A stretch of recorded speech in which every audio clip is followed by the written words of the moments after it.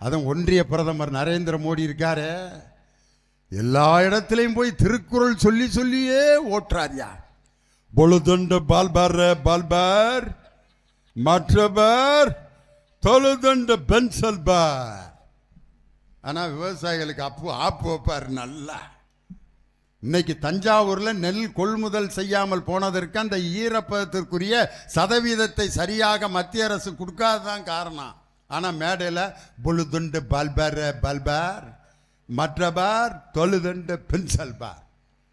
அயோத்தியில போய் ஜெய் ஸ்ரீராம் பாரு, ஒரிசால போய் ஜெய் ஜெகநாத் பாரு.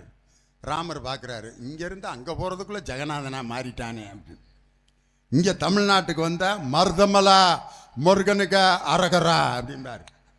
முருகன் நாங்கள் சொல்கிறோம், எங்கள் முருகனுக்கு நாங்கள் போட்டுக்கிறோம் அரகரா. நீ ஏன்? ஒவ்வொரு வீட்லையும் போய் இந்த குடுகுடுப்பக்காரன் அந்த வீட்டுக்கு தகுந்த மாதிரி பேசுவான் பார். அவர்தான் ஒன்றிய பிரதமர் நரேந்திர மோடி.